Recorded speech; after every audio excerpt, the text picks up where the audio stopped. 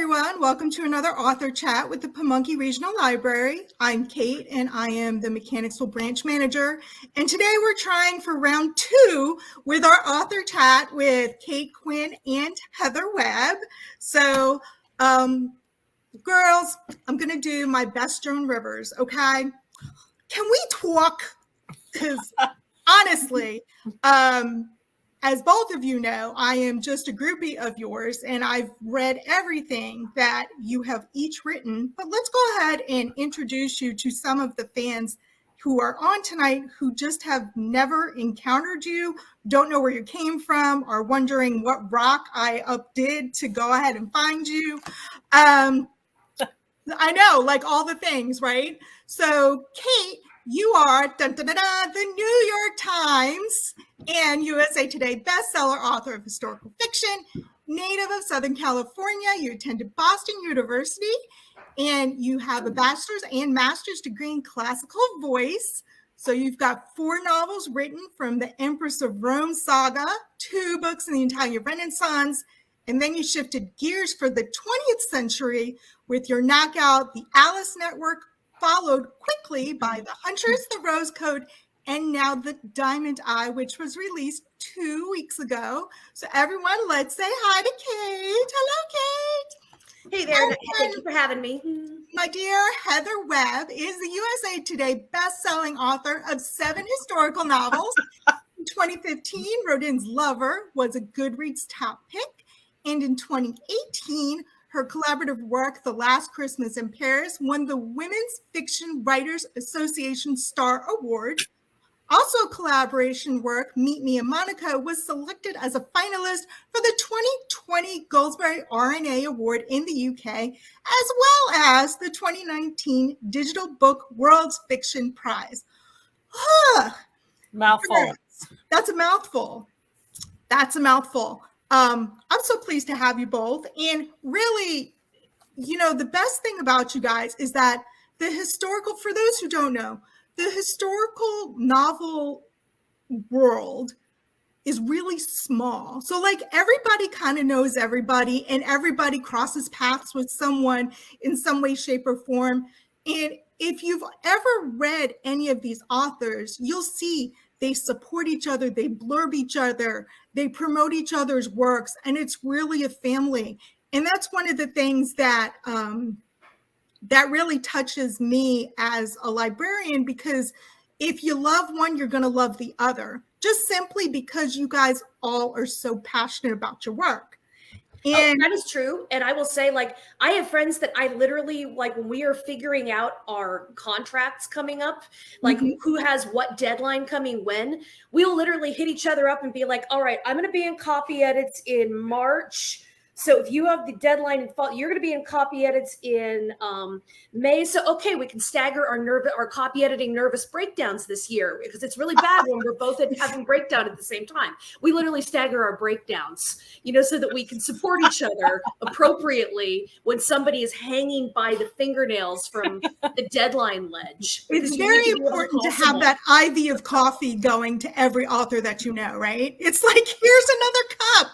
Don't worry, we got you. Or whatever other beverage there might be, but we're not going to talk about that.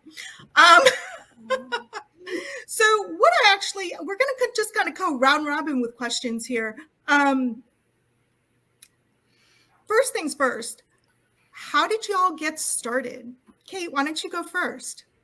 Well, I really was very lucky because still do.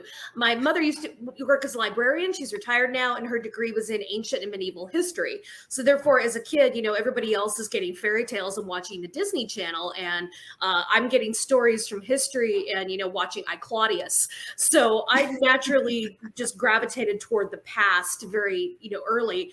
Yes, and I continued to do that as soon as I wrote stories of my own, which also was very early. I mean, the very first short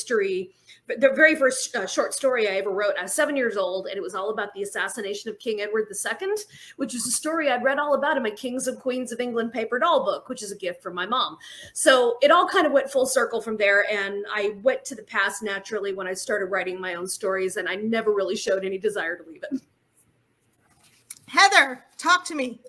So it's interesting that that was your experience, Kate, because my dad he's military, he's retired, but he's such a history lover that he was always watching, the old musicals like Ben-Hur and Cleopatra, and he loved all the Wild West Saloon, Little House on the Prairie. So I had all this going on.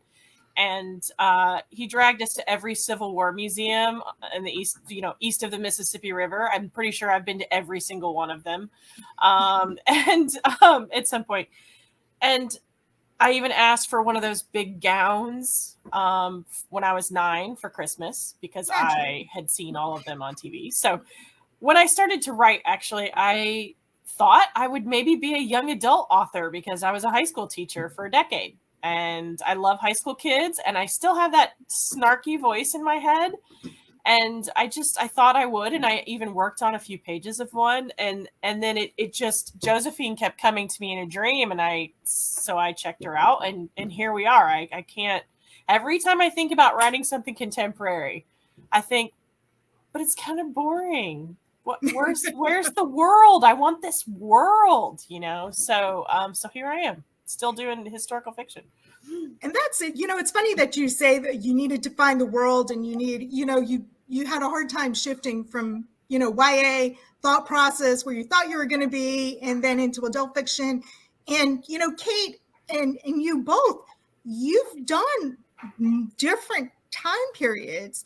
So, Kate, I never would have guessed that you would have gone from, Italy and ancient Rome to, oh, wait, we're in 21st century and, spies and everything like that. And Heather, you have made a name for yourself writing with Hazel also, in the books that you've written about Josephine and Rodin's Lover with Claudette. What's been your passion projects, though? What book really... I think I know yours, Heather, because it's so far from everything else you've done. But what has been truly your passion project? Am I starting, or is Kate? Go ahead, you can start this time. Okay. I hate to say it, but every new book that I work on, for the most part, is my new favorite. And so, because I just get excited about a new set of characters, a new time period, but there are some that kind of stand out. Rodin's Lover is probably, I really, really, really love art. I wish I were a millionaire so I could be an amateur art collector, because I would love to be one.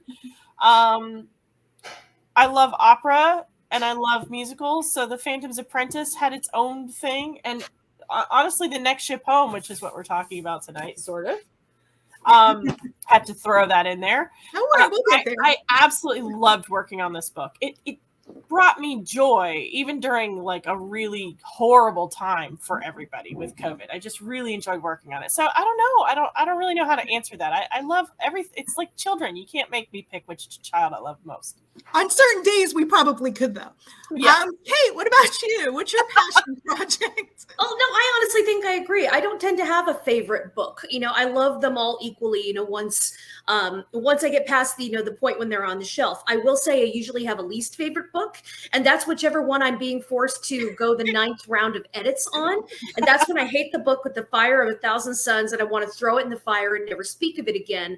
But I can't, because there's a deadline involved, and your editor frowns on these things. So I send it off and I hate it and I never want to see it again. And then, I get some time away from it, and then it comes back to me and I remember the reasons I loved it to begin with.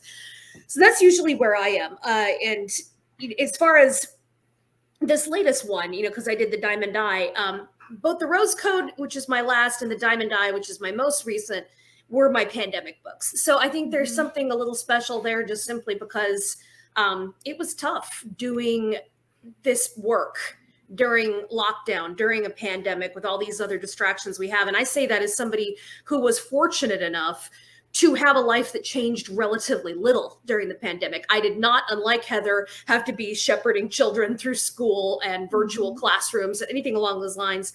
I worked from home. The biggest change for me was that, I had to work out in front of a YouTube channel instead of a gym, but still there is a lot of emotional strain that has gone through it. And I don't know if any writer, no matter how fortunate they've been, who has not had to work through that emotional strain and an attention span that feels absolutely shot, and all kinds of other things.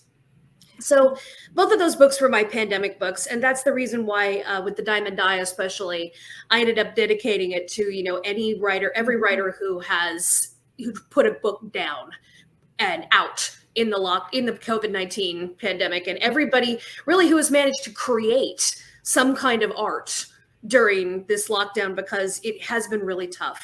And I meant that not just for the writers, but for the people who are knitting or crafting or painting or trying to do dance at home or trying to do something to keep keep the art alive and keep their souls alive during this time. So those books have been special to me just because of that. And I think I don't know if it's the same for Heather too, but it definitely, I think we're lucky as authors that we have stories that we can escape into when we have been confined to our homes. Absolutely. Well, and that's a really good point, because you think about it, and not just how you write was impacted, but where you write was impacted. There were no writing retreats for you guys, were there, during the pandemic? You couldn't just meet at the coffee shop with your friends and be like, help me through this scene. Oh my gosh, I'm going to chuck it, right? So, that I'm sure had a big impact on how creative you could be in the outlets that you had when you were under those high stress moments. Research is pandemic in both of your works. And one of the things that I'm curious about, because you both get so descriptive when you're writing a scene, whether you're on the ship, whether you're in the sniper hole, how much research do you do for each of these scenes? And in conjunction with that, what is the craziest thing you've done and called it research? Yeah. Yeah, see? Kate, go ahead and go first. Well, let me just lead off with the fact that any historical novelist's Google search history is a very scary place. And, that's a great question. The whole, what's the weirdest or most scary thing you've ever had to look up on, for research? It got a little weird with the Diamond Die because I couldn't travel for this book. And I had a big portion of this book that took place in Washington, D.C., which I would have liked to be able to go to, so I could walk some of the same grounds. And I was not able to do that. So at this, I have this whole climactic scene that's, taking place, action scene that's taking place in Rock Creek Park, which is one of the Washington, D.C. national parks. It's like a whole sliver of wilderness, quite largely, that's in the middle of the Capitol. And, there I am, plotting a sniper duel on Google Earth, because that's what I've got. Yes, And guidebooks, I'm using park guidebooks to do this, trying to figure out the ground and how it lays out. And, how we all get annoyed at those recipe blogs where you're just like, oh my God, will you stop telling me your life story and just give me the recipe? Well, it was kind of like that, because I'm flipping through like a park guidebook, and I'm reading, park, blogs about, this place, so that I can get a better sense for what the ground layout is. And, I just am snarling, will you please stop telling me how you recovered your midlife crisis mojo, through a profound soulful connection to, Rock Creek and Boulder Bridge. And can you please just tell me if the creek is deep enough to sink a body in? And believe me, naturally, that's what somebody wants to do. Of course. And, so believe me, like, I did have a pause when I realized I was typing into Google, how deep is this creek, and can you sink a body in it? But, I'm just like, I gotta know. Oh, okay, Heather. Well, how does one follow that? I'm sure you've got something just as good. We all do. Yeah, we do. Yeah. So actually, one of the more interesting things I've done for research is, so The Phantom's Apprentice is a retelling of Phantom of the Opera from Christine Daae's point of view, and it's basically historical suspense. Yeah, more or less. I agree with that. Yeah, and there's a scene that I had to build underneath the opera house, as there's this boat, right, with the lake and all that stuff. And so it's connected to the Paris sewers. Yes. And so I was like, okay, I'm going to have to go down there. So there's a sewer museum in Paris. And you go under and you walk along, and they have a little gift shop with lots of stuffed animal rats that you can get. There are billboards of stuff with, the history of, which was actually fascinating. And Napoleon, who I've written about before, was instrumental in all the sewer systems, building those and getting clean water to Paris. So that was interesting. And like, oh, my worlds are connecting. My books are connecting. But it does, as one might imagine, smell like crap. It smells horrible. You're down there for like 30 minutes, and after a while, you think you're going to get used to it, and you just don't. And eventually, I was just like, I was with a really good friend of mine had gone over to Paris with me, and I was just like this by the end, like, I can't take it. We've been under there for an hour, and I was just like, I gotta get out of here. So yeah, that was a heck of a lot of fun and random stuff, emerging from the sewer museum into broad daylight and gasping for air. But I did get some good notes. So, hey, but there you go. Well, that was worth it then, right? And I could just imagine you coming out for clean air and going, okay, rethinking my entire choice to set a love scene anywhere in the vicinity. Anywhere in the sewer, no matter what Andrew Lloyd Webber says. I don't care what he says. He's absolutely dead wrong. Yeah, there's no way, right? There's absolutely no way. I mean, so you talked about this a little bit earlier, but what have been your biggest influences? Now, Kate, you talked about how your mom is a librarian, and Heather, of course, we didn't mention that you're not only just a writer, but you're a consultant and an editor too. So, what inspires you to keep going? Nobody writes for the money, just like nobody works in libraries for the money. That's not what it is. We have our passions, right? And when you're an artist and you're a creator, and when you want to serve the public, those are some of the things that you just accept moving forward. So what inspires you, and who influenced you to keep going? Heather? Oh, there's a couple of things. I think one is that a love of story, of course, and obviously, as people who love books. And another thing is that I find history always fascinating because it explains a lot about where we are today and why and how we're here, and it's actually often very prophetic as well, like where we're going from here, sadly. So I find that all really fascinating, and it definitely that keeps me going, because there's always something to uncover and to turn over. But I think at the end of the day, when you're thinking about story, I think writers, we don't necessarily claim this, but a big part of who we are is we are scientists of human behavior. Oh, that's good. This is really what we do. We should write that down. Yeah. I probably have at some point. I think that we study people. We study their mannerisms, their emotions, their reactions to the world. And I think that's endlessly fascinating, and it's endlessly interesting on a lot of different levels. Even if, in the past, as we see, there's nothing different about how people reacted to the past from today. Human nature is human nature. But I think we really like to dig into the weird corners of the mind and the soul and the heart and figure out how to reflect that on the page in really unique situations. So I love all of that. That you just mash all that together, and that's good. Coming. It's always something new to uncover. So, Kate, your thoughts? I would say really everything she said, and I would also just say that everything she said is totally resonating with me. But also, I would say too that I have always had this as a hobby before it ever became a career, and it is a great hobby. For anybody who's thinking about writing, I always encourage everyone, think about it as a hobby first, because it needs to be something you enjoy. Because honestly, once you start making a career out of something and you want to try to pay the light bill with it, you have to start thinking about things like, can I make a deadline in time? And am I going to be staying up to 4 a.m. to meet that deadline? And am I going to have to think about not just what do I want to write, but what does the market want to buy? Because these are the questions you have to think about when you're starting to make your love of writing into also something that is a career. But the thing is, I started this as a hobby because I loved it and because, it was endlessly fascinating to me. And I always had stories in my head. And as a hobby, writing is just about the best one that there is because it provides you with, endless distraction in your mind always. You always have new stories, new inspiration, new things to think about.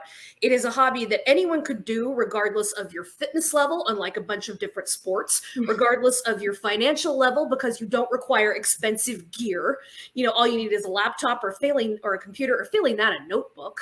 Mm-hmm. It is something you can do if you're injured, if you are young or if you're old, regardless of your, coordination level or your skill level or anything like that. And the reward for that is a lifetime of, listening to talk to the people in your head and being entertained by the things that they say, which I have been hooked on for a very long time. So I have been hooked for a long time on this hobby that is endlessly entertaining. And which is, unlike most of the nice things in life, not fattening or bad for you, and which is I will be able to do for my whole life. And so I am fortunate enough that I am also able to make a career out of this. But if I weren't, I would still be writing books and I would just be sticking them in drawers because this is how I entertain myself. And it always has been. And I have a feeling it always will be. You know what? I kind of love you for that because that just leads me into my whole next question. How many times, if any, were you told no before you got published? And then how many hidden gems are tucked away in those closets and those drawers that you never want to see the day of light ever again? Well, I can start with that one. And I can say I have not tallied up the number of no's that I've had in my life and rejections because, oh God, I swear I could probably paper a decent sized bedroom with rejection letters if I had kept them all. But I had, pretty much my whole thing that I would do in my late teens and then all the way through my 20s was that I would write a novel and then I would go through Literary Marketplace and I would pick out every single agent who was representing historical fiction and I would query them and then they would all say no. Then I would write another novel and then I would look up to see if the same batch of agents was the same one or if there were any new names or if any names had gotten off that list and I would query them and then they would all say no. And I pretty much just kept doing this, all the way through my early 20s, all the way from late teens to mid 20s. And then finally the no's started getting more encouraging, this isn't quite for me, but it's quite good. Please feel free to email me again if you have another project, things like that. And finally I did get an agent. So it's like I had a lot of no's. And the thing is also that people don't realize is that even after you become published, you hear no. Because people seem to have an idea that, oh, well, you got published. Your book did really well. So I imagine your editor will just print whatever you give them, right? And it's like, oh, no. I have had ideas that, I loved, but that my editor or my agent has been like, I don't think that's going to sell. It's that time period is just not doing well right now. Do you have anything else? And so you have to go back to the drawing board. And so you continue to hear no as part of your professional life, not only a lot before you get an agent and then a lot after you get an agent, but you continue to hear no as they try to sell your book, but you continue to hear it as a published author too.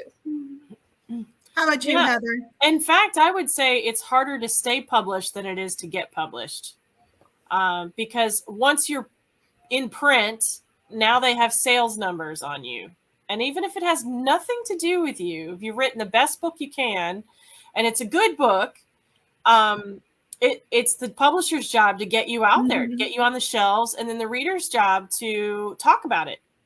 And not their job, but what we hope that they do is that they're talking about it and sharing with people because they love the book. And if it doesn't sell as well as they hope, then you're going to hear a whole lot more no's. And it doesn't matter who you are. You could be a New York Times bestseller, and if your next book does not do well at all, next thing you know, that you're going to start hearing a lot of no. That's just how it is. That it's a very difficult, challenging, and competitive business. It's a great business in a lot of ways. It's exciting and it's creative and it's fun, and the challenge is part of what we love about it. But it's also, you have to come to this knowing that for all the ideas you have, only a percentage of them are actually going to make it to print. It's just even a simple numbers game, a percentages game. I mean, I have 1,000 ideas. Are 1,000 books going to be printed? No. So, you kind of you have to be, when they talk about thick skin, it's not just from hearing that people don't necessarily like your work, that's a given. That's going to happen. It's also from the fact that the industry doesn't care if your work is good. They care about your numbers. So, yeah. It's one of those things where it doesn't matter what you've done in the past. Like, you are only as good as your latest book, which is why all writers are a nervous wreck whenever they have a new book come out, because unless you literally get to the Stephen King level where it's like, oh, you can afford to have you can afford to have something tank and your next book is still going to be picked up. That's no problem. It's very rare to get to that level. So everybody knows is that if you have a book absolutely tank, that's going to hurt your career in some way. It might be hard to get your next one published, or it might just be hard to get the level of investment that you were hoping for. You just don't know. And it's not even, I don't want to completely, I'm not trashing publishers here, because there's a lot of factors that are out of their hands. I mean, my heart bled for my colleagues and friends who had books that were releasing in March and April of 2020. Yeah. Because I saw beautiful books hitting the stands at a time when nobody was reading because everyone was glued to the chaos. And, it's like later on in the pandemic, people had a little bit more equanimity. It's like we knew how to Zoom. We were starting to pick up a little bit of normal routine. But especially in those early few months, it's like it felt like there was so much screaming going on in the world that nothing could get heard if it wasn't a crisis. So I saw some absolutely beautiful books that should have been topping New York Times lists and probably would have been, but they landed on out in the world, had the bad luck to land at the same time as a national crisis. And that's the kind of thing no one can predict. Yeah. So there's so many factors in this, and it is a heartbreaking business in some ways, and it is so much a game of chance because there's so much that's out of your control. All we can do is write the best book that we can and put it out there in the world and hope. I mean, that's what you hope that you connect with an editor that loves your stuff. Right. And I feel like I've been fortunate in that regard. And Kate, it sounds like you have too. Yeah, I love my editor, and she's great. Yeah, they're under tons of pressure as well. So they really when they say no a lot, it has nothing to do with them either. It has to do with, CEO level kind of people and the decisions that they make based on business models, and that it is a business. So you can't necessarily blame them either. It's sort of that's what it is. That's part of the book world. So I want to say C.W. Gortner actually fell into that category, right? Didn't he have a book released right in March 2020? He had a paperback, didn't he? Or was it a hardcover? Was it a hardcover? Oh, maybe it was. I can't remember which one it was. I had a number of friends who had books coming out at that time, because March and April is a great time for historical women's fiction, because that is so many March releases, I swear, because it's international. It's Women's History Month. Yep. So you see a lot of books drop in that time. And I had a number of friends who had just 2020 releases that just, did not at all go the way they were expecting or hoping. It was so sad. I felt so bad for, especially the debut authors. Mm-hmm. Oh yeah, I haven't connected with anyone yet, and it's just so hard to do it anyway. And I just felt so bad for them. I had one friend who, it's the lovely Canadian author Bryn Turnbull, who's my agency sister. Mm-hmm. Her second book, The Last Grand Duchess, about Olga Romanova, came out recently, and I met her. I met up with Bryn at an event in San Diego, and she said, "This is my very first author event." I was there. Her first book came out in 2020, and she's just like, literally the first in-person author event she's doing in her entire career is for her second book. Oh, wow. I mean, that's not at all how you dream of having your debut happen. And you guys have taken your most recent work. So, Kate, you've been very successful with, let's see if we can see it. There we go, the Diamond Eye. You've been very successful with your World War II fiction. And Kate, let's see, there we go. Next ship home, maybe, there we go. You took a chance, and they took a great chance in releasing this book because it's not World War II fiction. And ironically, with both of these books, they're timely. So we've got the 1950 census being released. It actually has been released, and it's being indexed now. So genealogy is going to be a big thing again, right? And Kate, I think we all know what's going on with Russia and Ukraine right now. So I don't think you two could have gotten any better marketing for yourselves with these books. be that good, bad, and ugly, they're both very timely. And, one of the things that you never know what the next big thing's going to be, right? And I think this just shows, nobody knew these two events. Well, we knew the 1950 census was coming out, but, nobody knew this Russian-Ukraine thing was going to, be what it is, right now. And, in 50, 60 years from now, these are the topics that people are going to be writing about, So here you are releasing books that are relevant to the events. And then lo and behold, these are events that are going to be written out all over again. We actually have a question in the chat regarding how you guys organize your research. Do you make it searchable? Is it just a lot of sticky notes and notepads everywhere? How do you organize? Obviously you can only do so much organization when you're in the sewer. So just throw that out there. How do you, and you guys are both promoting books that have already been published, right? But you're both working on other projects right now. So not only how do you keep your research focused, but how do you keep yourselves focused on what task is at hand at whatever given time? So let's start with research first. Kate, how about you? Well, as far as keeping focus, I think you're making a large assumption that we are managing to keep focused at any given time.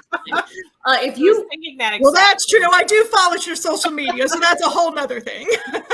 Because the thing about most writing schedules, I mean, I finished my first draft of the Diamond Die back in January 2021, which meant it took a whole year to come to publication. And now I'm 40,000 words into a new book, and I'm being asked questions about the Diamond Die. And someone said, "Where did you find this research factoid?" And I'm like, I don't know. Yeah, it's like, sure.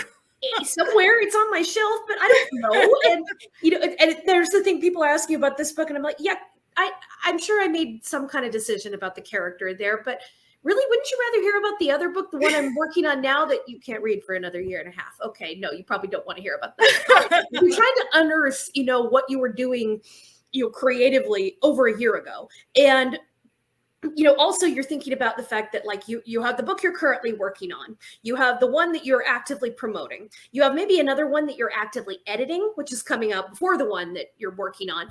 Then you have another then you have book clubs where they're asking you about your backlist, which is maybe 3, 4, 5 books to go. And then you're also thinking about the future when you're thinking about what's the next book going to be after that. So if you consider that most writers have, 5, 6, 7 books, floating around in their heads at any given time, this is the reason why we sometimes seem a little bit distracted when it comes to questions like, did you leave the house this morning with pants on? Or how many children do you actually have? And what is their current location? So these are the questions that can kind of stump us when we're trying to juggle all the books.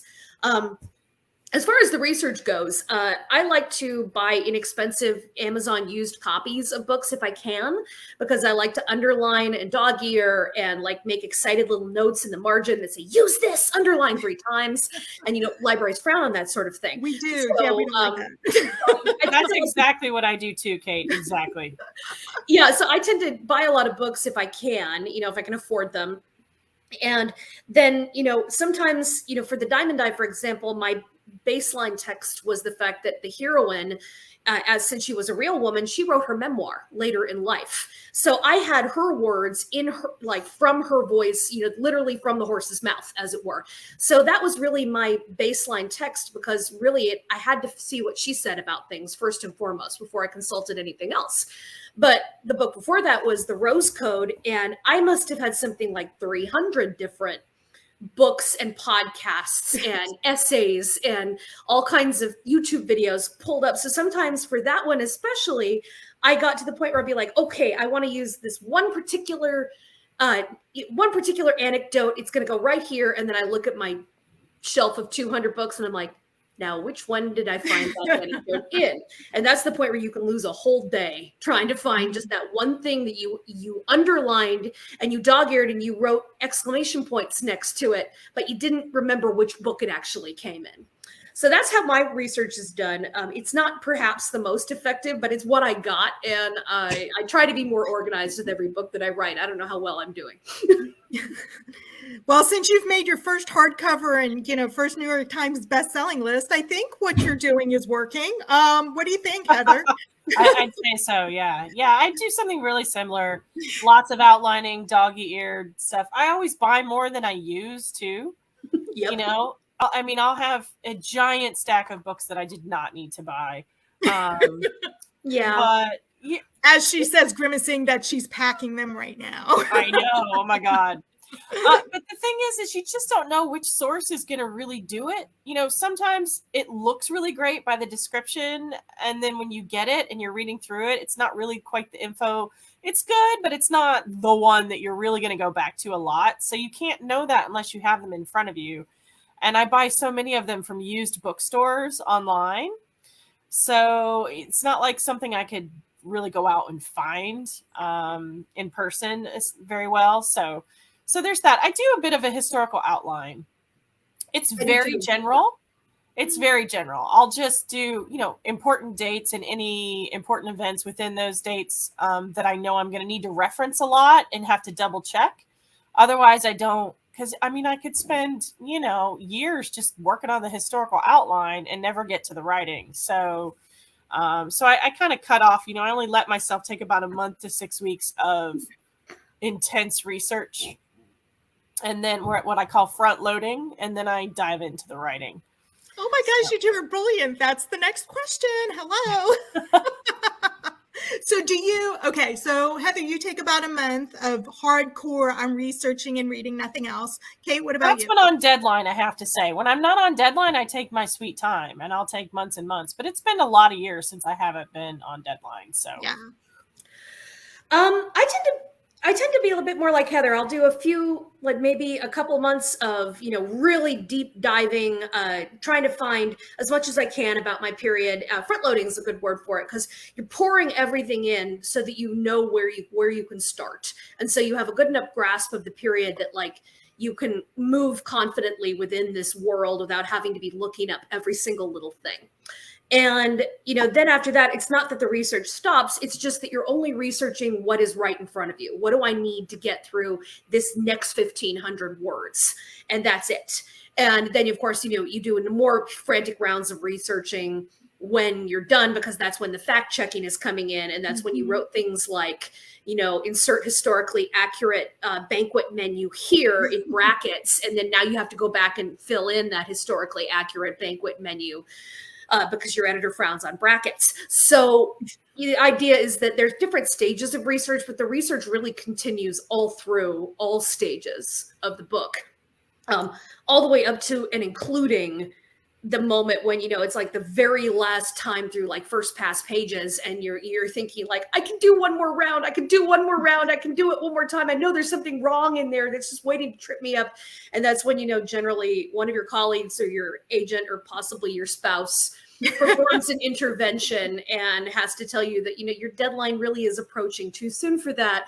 And, possibly has to handcuff you to a sink, while they push send. No more. And get the book out of your hands. Because sometimes it is almost that bad, because I'm so convinced by the end that surely I can do one more round. I can do one more round of polishing, one more round of fact checking. There's got to be something in there I haven't found. I'm having that trouble with a book that's coming out in January, my new book. There were so many resources. Just literally every inch of this person's life has been documented. Ooh. And so I just keep going, someone's going to nail me on something. And I have spent 2.5 years reading hundreds of resources and accessing them, documents, documentaries, et cetera. And I'm just like, someone's going to get me. I know they're going to get me.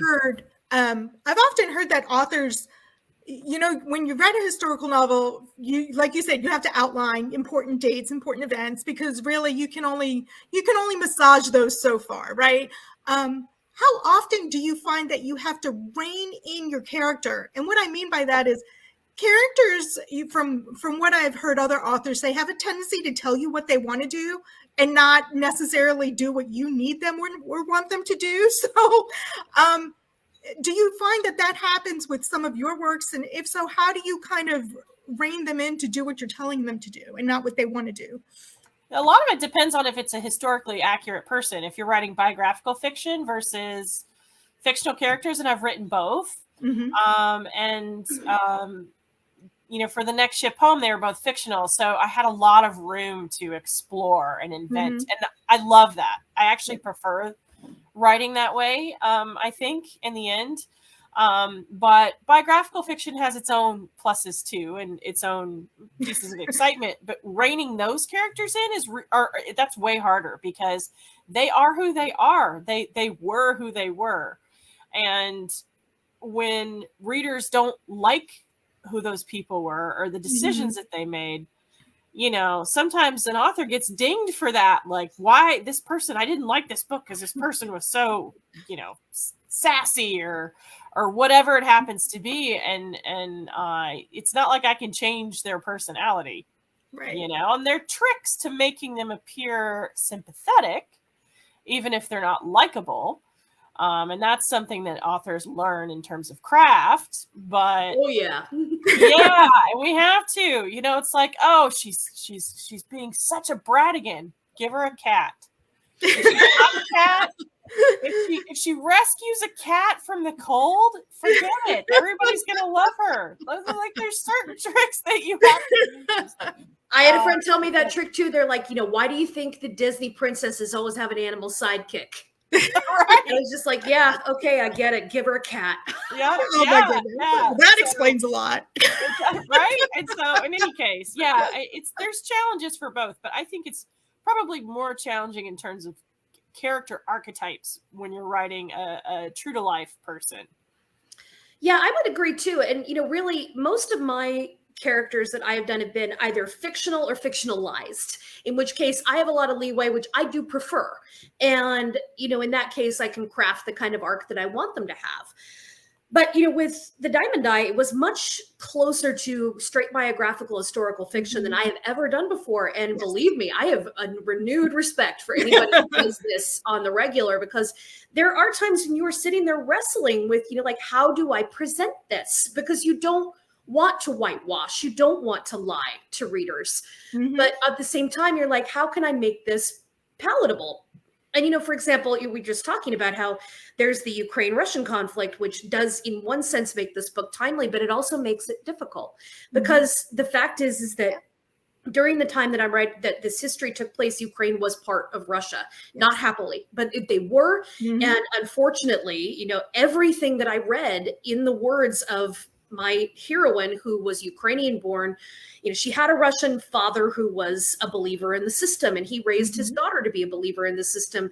Now, how much of that is true and how much of that is propaganda, it's hard to tell, because there are certain things you just don't say in the Soviet Union. Right. But at the same time, I cannot totally disregard every word that came out of her mouth and make her a secret, make her like, someone who was wanting to overthrow communism, because nothing in her story, in the words she said in her lifetime, said that. I cannot make her this person untrue, completely contradictory to the things that she actually said in life. But on the other hand, how do I portray a woman who, lived in a communist system and, apparently advocated for it as sympathetic, especially given what's going on in Ukraine right now?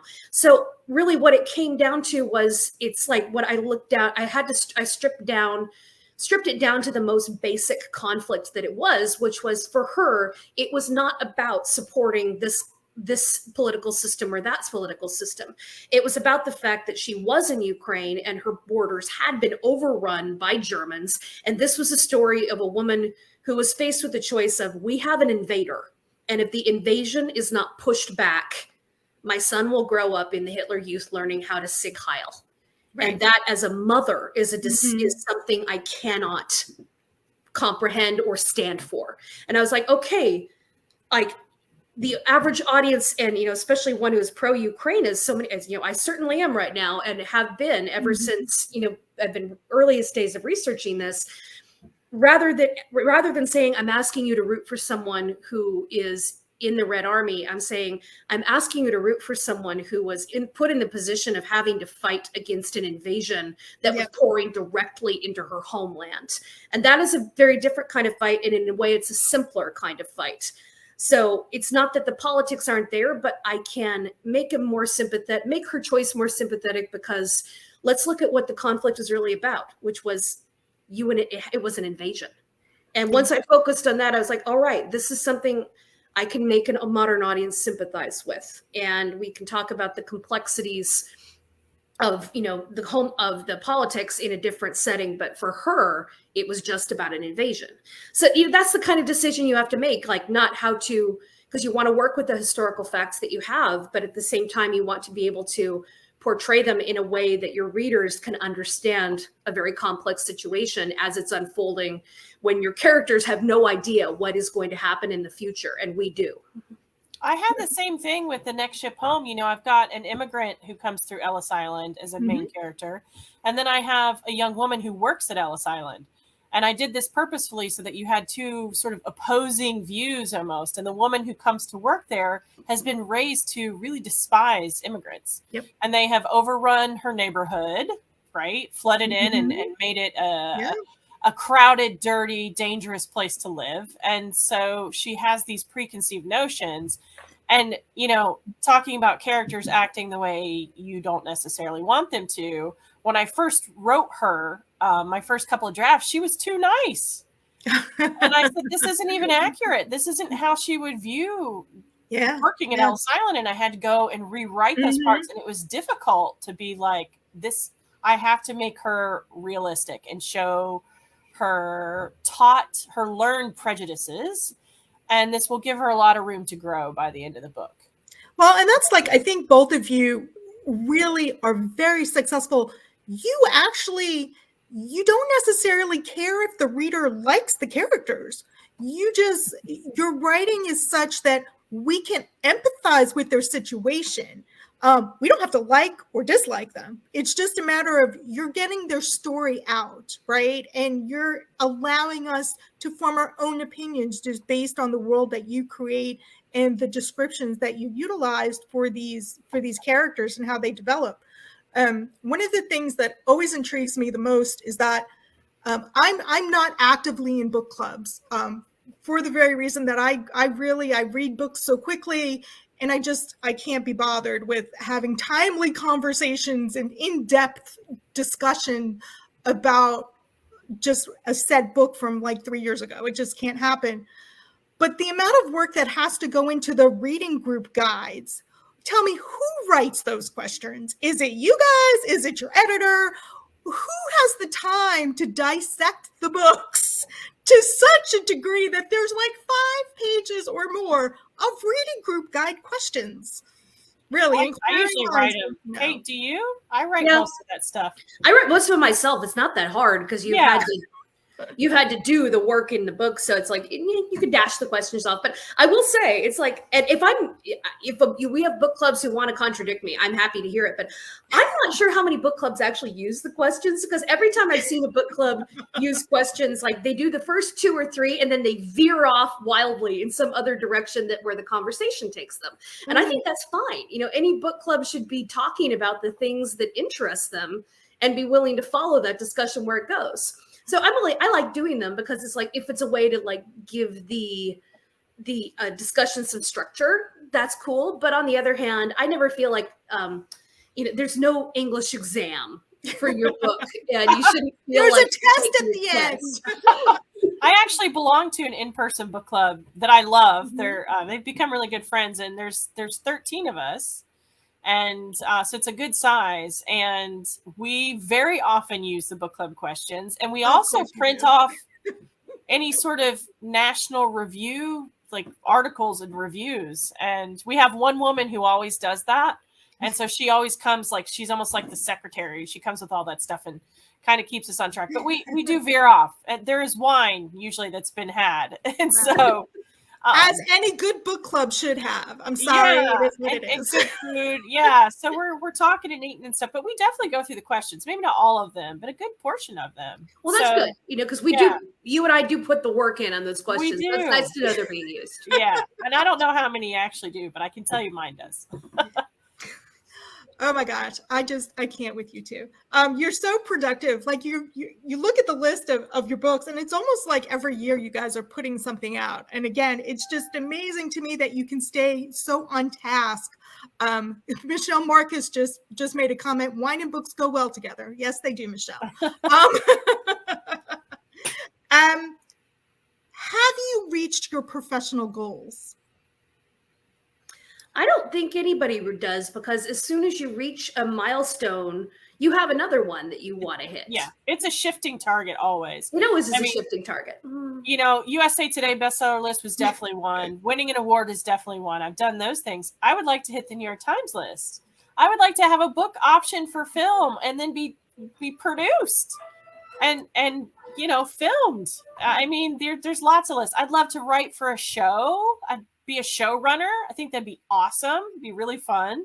I like working collaboratively, so I'd love to work in a writer's room. There's a lot of stuff. I mean, there's tons. And as soon as I start running out of goals, then excuse me, I'm in the wrong profession. I would say it's a moving set of goalposts. You always have something new that you want. I mean, I guarantee I would love to have. I had some of my books be optioned, but nothing has been made into any kind of movie or shows. So yeah, I'd love to have a movie or show made, and I guarantee you, as soon as if I did get that, and it maybe wasn't too successful, or it was kind of a modest thing, which would be awesome even in itself. But I can tell right after that, I'd be like, I want a Bridgerton level hit. That would be fun. I mean, who doesn't want that? Bridgerton. I want a cameo. Like I want to be, and I want to Twilight. I want to be sitting at the counter ordering a cup of coffee while my characters are off doing their dialogue. Yeah, exactly. It's like Diana Gabaldon got to have a one line in in the first season of Outlander, with a costume and everything, and it's like, damn straight, I would love to have that. Yeah.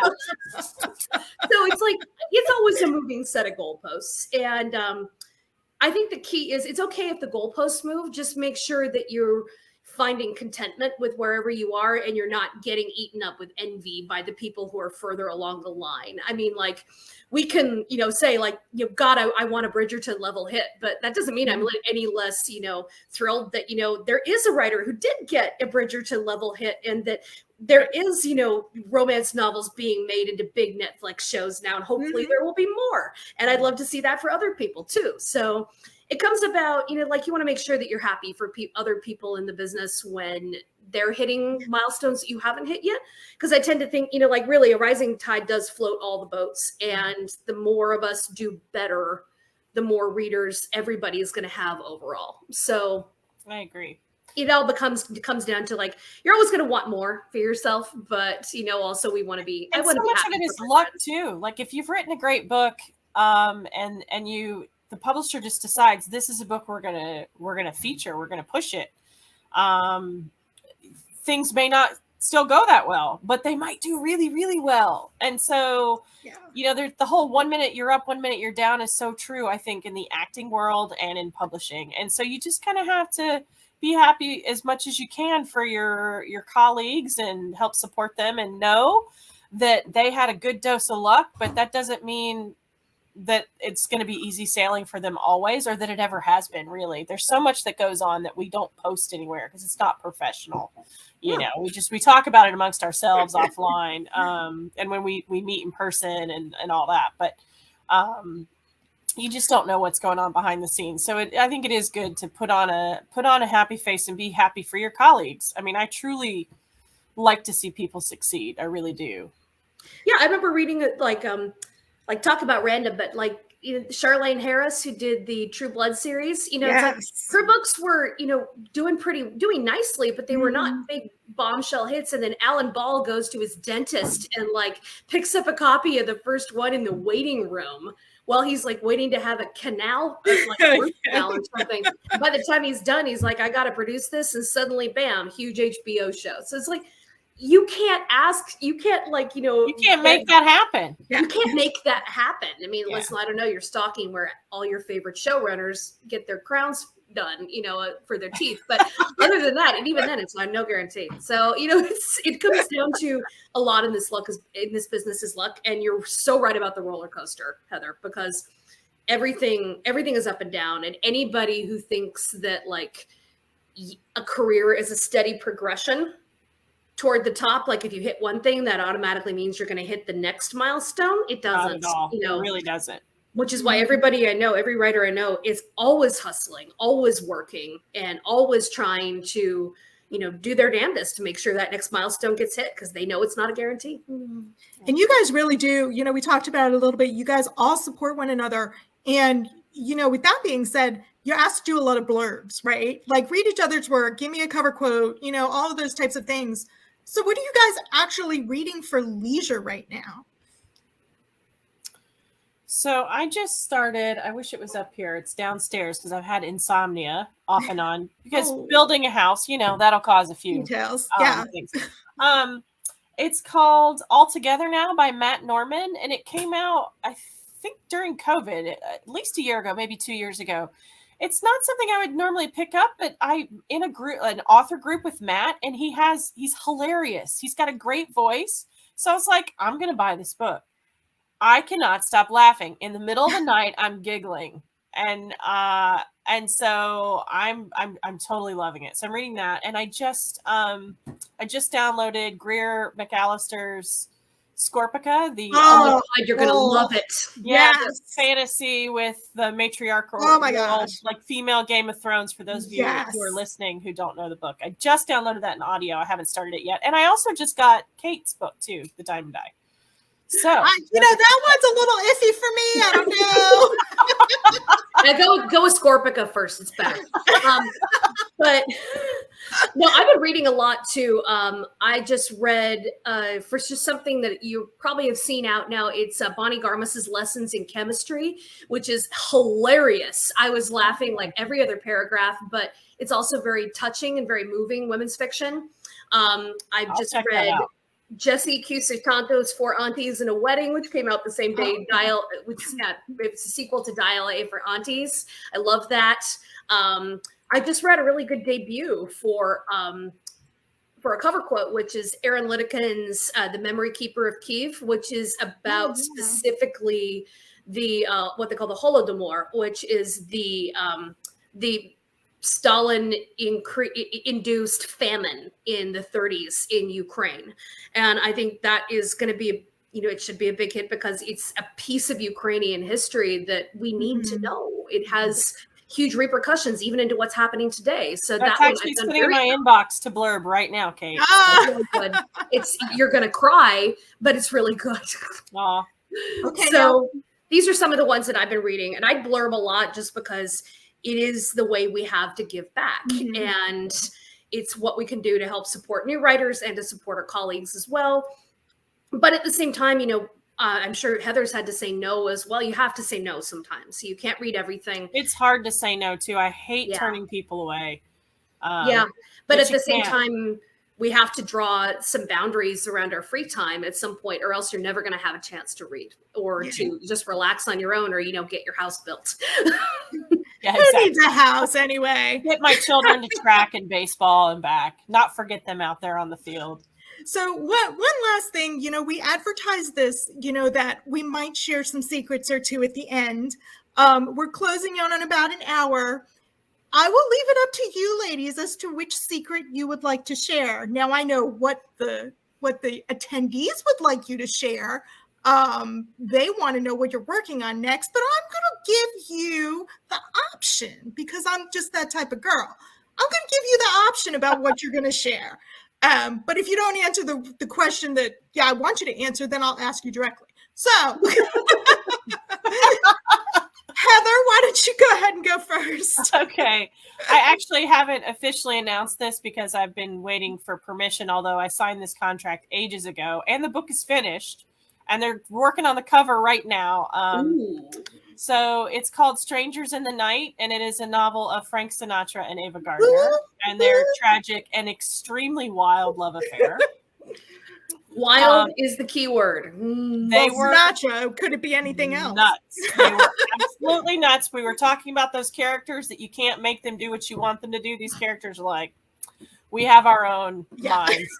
And that comes out January 11th. So pretty soon I'm hoping to share the cover. So Ooh, I can't wait. All right, Kate, what you got? Can you beat that? Yes, I can. I have my next book is tentatively right now titled The Briar Club. And it is going to be taking place not during World War II or either of the world wars, but in the 1950s in Washington, D.C. So we're talking Korean War, McCarthyism, the Red Scare, all of that, really juicy, dark Cold War territory, which I'm really enjoying delving into. And the one thing I can also tell you is that there are going to be recipes in this book because it revolves around a supper club in an all-female boarding house. And I happen to be lucky enough to be married to a spouse who is a fantastic cook, as anybody who follows me on social media will know, because he does great food pictures, and then I'm like putting things up. And I keep getting asked, why don't you guys do a cookbook together? You write it and he does the recipes. So this is my closest answer to that is there's a supper club in this book, and I'm going to have recipes as part of it, and they will be field tested extensively by the author's spouse at home. Well, you should do like videos of him cooking the recipes while you do maybe like a read along or something. That would be look at her face. She's so putting him on it. See, I got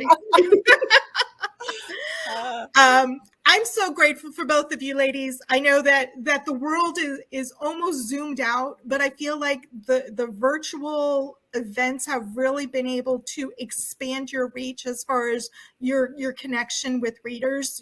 Let's face it, you guys are in the Northeast and the West Coast, and we're in Central Virginia over here. So no way would we all be able to get together and do something for the readers like this if it wasn't for virtual. So I want to thank you both for rescheduling since we had so many technical difficulties last time.